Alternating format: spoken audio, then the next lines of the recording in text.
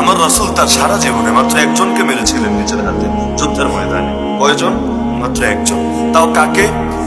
এই লোকটা মক্কায় নবীকে এসে একদিন বলল, এই মুহাম্মদ শোন, আমি আমার ঘোড়াকে ডেইলি বিপুল পরিমাণ খাদ্য খাওয়াই, কেন জানিস? এই ঘোড়ার পিঠে চড়ে একদিন তোরে জবাই করব, তোরে হত্যা করব বলে। কিন্তু পারি না কেন? যেহেতু মক্কায় লিডারদের মেনে থাকা লাগে। লিডাররা এখনো পার্লামেন্ট থেকে এই বিল পাশ করে নেই, দারুণ্যভাবে এখনো এই সিদ্ধান্ত হয় নাই। তা আমি একা সমাজবদ্ধ থাকি, যেহেতু একা আমি কিছু করতে পারবো না। কিন্তু তোরে আমি একদিন না একদিন মারবো, এই ঘোড়ার পিঠে চড়ে মারবো। এজন্য ঘোড়াটারে অনেক সেবা করি, নিয়মিত তারে খাওয়াই। আল্লাহ নবীর সাহাবীদের সামনে বললেন, সাহাবীদের বড় কষ্ট লাগলো। নবী শুধু একটা বাক্য বললেন, লা, না, বাল আনা আখতুলুকা ইনশাআল্লাহ, বরং আমি তোরে হত্যা করব ইনশাআল্লাহ। একটা বাক্য, মক্কার যুগের কথা, আল্লাহর কি আজীব কুদরত। ওই যুদ্ধের ময়দানে মদিনা হিজরতের পর যখন যুদ্ধ হলো, ওই জালেম ঘোড়ার পিঠে চড়েছে, এমন ভাবে নিজের লোহা দিয়ে আবৃত করেছে, মাথায়ও লোহার হেলমেট ছিল, স্নান, গায়ের মধ্যেও লোহার পুরা বর্মদার আচ্ছাদিত, এমন ভাবে প্যাকেট হয়েছে জ্বরে মারার কোনো সুযোগই নেই। মারবে কিভাবে? তীর মারলেও কাজ হবে না, বর্ষা মারলেও কাজ হবে না, তরবারি দিয়ে মারলেও কাজ হবে না। ফুল প্যাকেট হয়ে নবীর দিকে ছুটে আসছে। তবে শ্বাস তো করা লাগবে, যতই লোহার পোশাক গায়ে দেখ, শ্বাস না করলে তো মরবে। তো আর গলা বরাবর সামান্য একটা ছিদ্র রেখেছে, সামান্য ছিদ্র, তীর ঢোকার মতন সামান্য ছিদ্র। কেন? যাতে করে বাতাস আপ ডাউন করে শ্বাস প্রশ্বাস স্বাভাবিক থাকে। তো এখন এভাবে চলে আসছে। নবীর কয়েকজন সাহাবী বললেন, ইয়া রাসূলুল্লাহ, অনুমতি দেন, আমরা আজকে ওর দফা রফা করে দেই। নবী বললেন, আমি কি বলেছিলাম মনে নাই?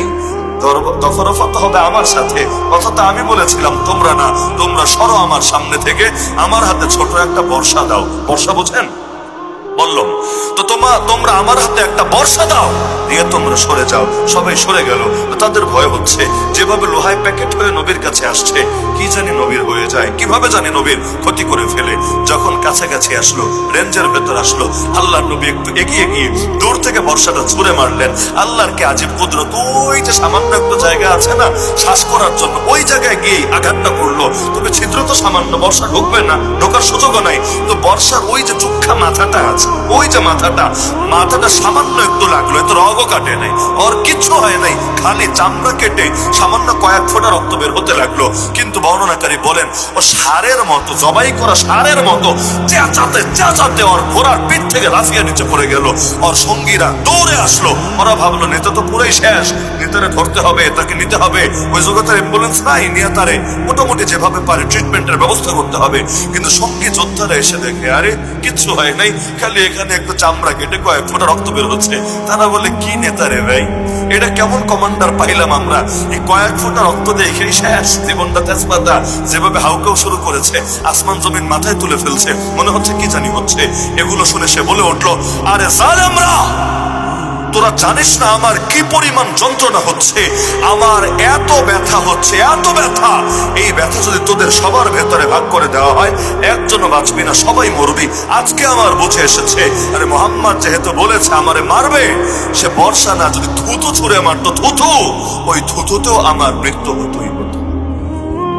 নবীর জবান থেকে যা বের হয়, এটা তো ব্যতিক্রম হবে না বা সম্ভবই না।